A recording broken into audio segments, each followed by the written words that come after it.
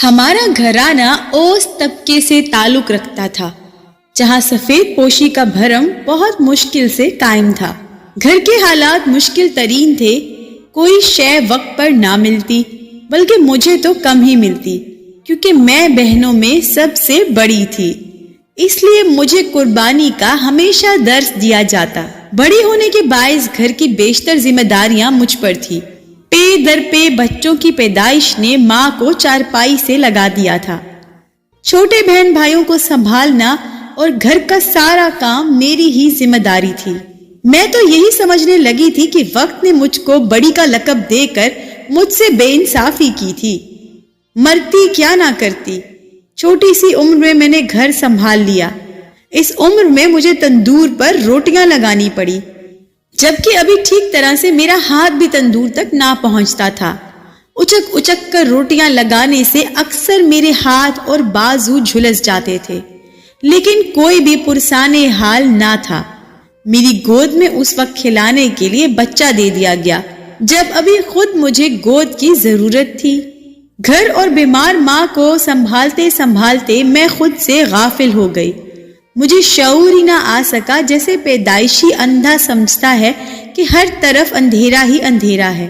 میں بھی یہی سمجھتی تھی کہ بڑی بیٹیاں ایسی ہی ہوتی ہوں گی، کئی ہفتے کپڑے نہ بدلتی، اس ڈر سے کہ مجھ کو ہی دھونے پڑیں گے۔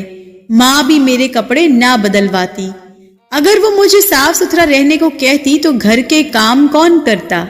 وقت کی دھول نے مجھے اس طرح لپیٹ لیا کہ احساس ہی نہ ہوا کب جوانی نے دستک دی اور کون سا وقت امنگوں کی پیدائش کا ہوتا ہے۔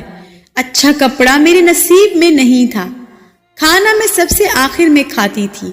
کھانا بناتی دوسروں کے لیے تھی، جو بچ جاتا وہی کھا لیتی۔ میں ان روز و شب میں ایسی الجھی کہ اسکول بھی نہ جا سکی۔ گھر میں کوئی مہمان آ جاتا تو میں اپنے کام میں ہی مصروف رہتی۔ یوں دن گزرتے رہے اور میری زندگی روکھی اور پھیکی ہوتی گئی۔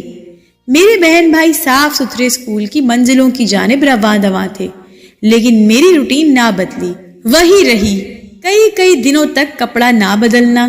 اب تو میں کھانا پکا کر اور گھر کا سارا کام وغیرہ کر کے اپنے کمرے میں چلی جاتی، جیسے کہ مجھے گھر کے افراد یا دنیا والوں سے کوئی سروکار ہی نہیں تھا۔ بہن بھائی ابو سے روزانہ اسکول جاتے ہوئے جیب خرچ لے کر جاتے اور مجھے 1 روپیہ بھی نہ ملتا، کیونکہ میں اسکول نہ جاتی تھی۔ جیب خرچ تو صرف اسکول جانے والوں کو ہی ملتا تھا۔ جب نئے کپڑے بنوانے کی بات ہوتی، کہا جاتا تم نے تو کہیں نہیں جانا، تم نئے کپڑے لے کر کیا کرو گی؟ اس ماہ پیسے کم ہیں، یہ کپڑے بنوا لیں، اگلی دفعہ تمہیں بنوا دیں گے۔ میں خاموش ہو جاتی، نہیں جانتی تھی کہ احتجاج کیا ہوتا ہے، میرا حق کیا ہے، مجھے کیا چیزیں درکار ہیں۔ میری ہر ضرورت جیسے مٹ گئی۔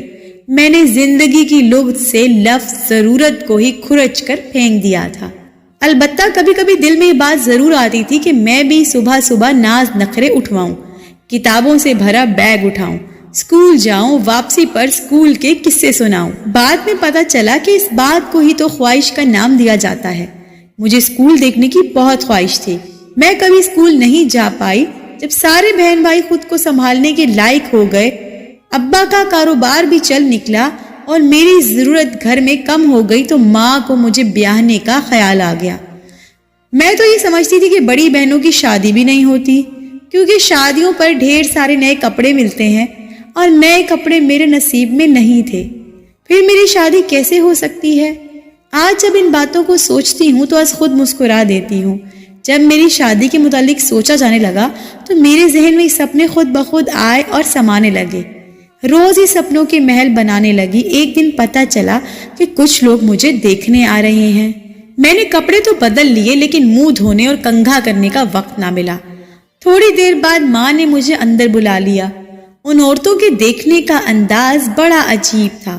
وہ مجھے ایسے گھور رہی تھی جیسے منڈی میں ٹٹول کر قربانی کا جانور خریدا جاتا ہے۔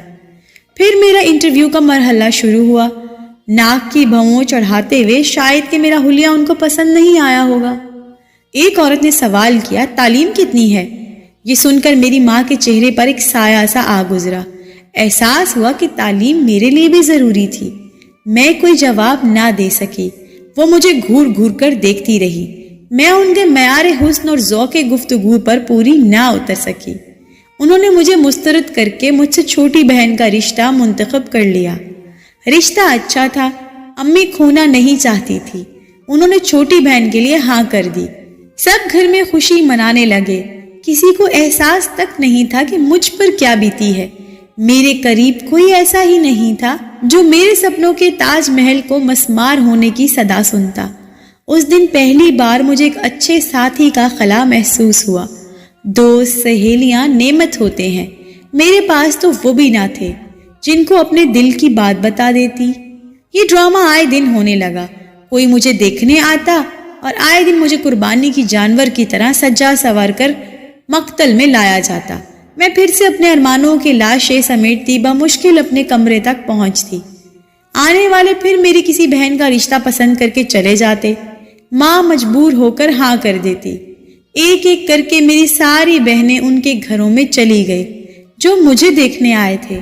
اب تو جس بہن بھائی کا بھی رشتہ ہوتا، ماں مجھ کو بد نصیب کہتی کہ پتہ نہیں نرمین تیرا بوجھ میرے سر سے کب اترے گا۔ لوگ کیا کہتے ہوں گے کہ بڑی بیٹھی ہے اور چھوٹی لڑکیوں کو ہم بیاہتے جا رہے ہیں۔ گویا اب تو ماں بھی مجھ کو بوجھ سمجھنے لگی تھی۔ میں سارا دن کولو کی بیل کی طرح کام کرتی اور رات کو رب کے حضور گڑ گڑا کر رو رو کر دعائیں مانگتی۔ مجھے ان مسائل کا حل بتا دو یا اللہ۔ اس زندگی سے تو اس دنیا سے چلے جانا ہی اچھا ہے۔ میں سمجھتی تھی کہ میری قسمت میں دوسروں کی خدمت کرنا ہی لکھا ہے۔ بہنوں کی شادیاں ہو گئی تو ان کی جگہ بھابیاں آ گئی۔ بہنیں بات بات پر جھگڑتی تو نہ تھی، بھابیاں تو طنز کے تیر چلانے سے بھی نہ چکتی۔ میں اب بھی گھر کا سارا کام کرتی تھی۔ ماں پھر ماں ہوتی ہے۔ اس عالم میں مجھ کو دیکھ کر بہت کڑتی تھی۔ کہتی نہ جانے تجھ بدقسمت کے نصیب کب جاگیں گے۔ بھائی پہلے ہی مجھے کچھ نہ سمجھتے تھے، اب میری حالت خادمہ سے بدتر ہو گئی۔ ایک دن بڑی بھابھی کے کمرے سے گزری تو وہ میری دوسری بھابھی سے کہہ رہی تھی، اس کے سر میں سفید بال آنے کو ہیں، لگتا ہے اب تو عمر بھر کنواری ہی رہ جائے گی، اس کا ستارہ بڑا بھاری ہے۔ وہ مجھے حقارت سے دیکھتی جیسے میری شادی نہ ہونا میرے کسی عیب کی گواہی ہو۔ ایک دن بھابھی نے کہا، نہ جانے کب یہ اس گھر سے جائے گی، اس روز تو ہم شکرانے کے نفل ادا کریں گے۔ اس دن میرا دل ایسے تڑپا کہ جیسے ابھی بند ہو جائے گا۔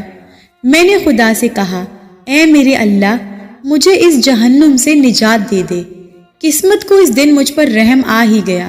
ہمارے پڑوس میں نئے لوگ آ کر آباد ہو گئے۔ ان کا کنبہ 4 افراد پر مشتمل تھا۔ لڑکی جس کی عمر 30 سال ہو گئی، اس لڑکی یعنی نرگس کا بھائی امجد جو کہ 35 سال کا، اس کا 4-5 برس کا بیٹا اور ایک بوڑھی ماں تھی۔ یہ لوگ بہت پیسے والے تھے۔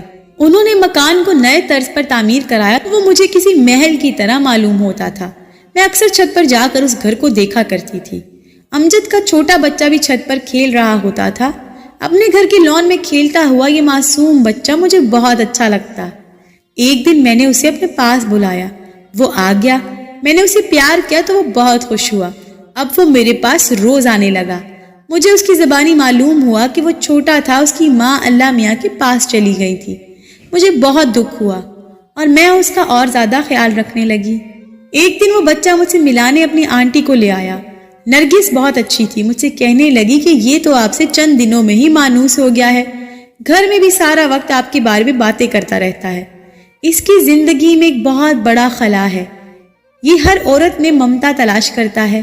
اب نرگس کبھی کبھار ہمارے گھر آتی جاتی، میری اس کے ساتھ دوستی ہو گئی۔ بھابیاں تو محض اس وجہ سے نرگس کی آؤ بھگت کرتی کہ یہ دولت مند گھرانے سے تھی۔ بڑی بھابی نے تو ان کی دعوت بھی کر دی۔ وہ اپنی بہن کا رشتہ اس دولت مند گھرانے میں کرنے کا سوچ رہی تھی۔ جس دن دعوت تھی بھابی نے اپنی بہن کو بھی بلوا لیا۔ میں حسب معمول کھانا پکانے میں مشغول تھی اور بھابی کی بہن سچ سور کر ان کی والدہ کا انتظار کر رہی تھی۔ اتنے میں وہ لوگ آ گئے۔ منا اور نرگس میرے پاس کچن میں آ گئے۔ امی، بھابی، ان کی بہن، نرگس کی والدہ اور ان کے بھائی کے ساتھ ڈرائنگ روم میں بیٹھے تھے۔ تبھی منا ضد کر کے مجھے ڈرائنگ روم میں لے گیا۔ وہ چاہتا تھا کہ میں اس کے ابو سے ملوں۔ امجد بہت خوبصورت اور زبردست شخصیت کے مالک تھے۔ میں نے کبھی ایسے ہی جیون ساتھی کی خواہش کی تھی، لیکن اب تو وقت کی دھن نے نقوش کو دھندلا دیا تھا۔ اس دن کے بعد نرگس اور بھی زیادہ مجھ پر توجہ دینے لگی۔ وہ مجھے اچھے اور صاف کپڑے پہننے کا کہتی، خود میرے بال سنوارنے لگتی، غرض چند روز کی محنت سے مجھے بالکل ہی بدل کر رکھ دیا۔ میرے دل میں ایک بات کھٹکتی تھی کہ نرگس آخر مجھ پر اتنی توجہ کیوں دے رہی ہے۔ آخر ایک دن یہ معمہ بھی حل ہو گیا۔ نرگس کی امی نے اپنے بیٹے کے لیے میری ماں سے میرا رشتہ مانگ لیا۔ ماں کی تو خوشی کا ٹھکانہ نہ تھا، اور میں خوش تھی کہ اب ہمیشہ منّے کے ساتھ رہوں گی۔ قسمت میں انتظار لکھا تھا، لیکن میری قسمت بہت اچھی نکلی۔ اپنا گھر، پیار کرنے والا شوہر، محبت کرنے والی نند اور ماں سے بڑھ کر چاہنے والی ساس، ایک پیارا سا بیٹا بھی جس کی چہکار میرا دل خوش کر دیتی تھی۔ میرے صبر کا پھل بہت میٹھا تھا۔ ایک طویل انتظار کے بعد مجھے یہ پھل ملا تھا۔ میں نے خواب دیکھنا چھوڑے تو خواب زندگی کا حاصل بن کر ملے۔ بے شک میری زندگی میں درد بہت آئے، اپنی حسرتوں اور مرتی خواہشوں کا زہر میں نے قطرہ قطرہ پیا تھا۔ آج جب پچھلی زندگی کی جانب مڑ کر دیکھتی ہوں تو ذہن کی کھڑکیاں جیسے کسی تیز طوفان سے بجنے لگتی ہیں۔ اب تو میں ان گزری باتوں کے متعلق سوچنا بھی نہیں چاہتی کہ یاد ماضی عذاب ہے یا رب، لیکن سب سے خفا سہی اپنی ماں سے میرا دل ناراض نہیں ہے۔ مجھے یقین ہے کہ یہ انہی کی دعا مجھے لگی ہے۔ آج میں اپنی زندگی سے بہت خوش ہوں۔ پہلے جو زندگی اور اس سے جڑی ہر خوشی سے منہ موڑے رکھا تھا، اب ان باتوں پر خود کو ہی احمق کہتی ہوں۔ سچ ہے، وقت بدلتا ہے، وقت کبھی ایک سا نہیں رہتا ہے۔ اگر آپ کو ہماری سٹوری اچھی لگی ہو تو لائک اور شیئر ضرور کریں۔ شکریہ۔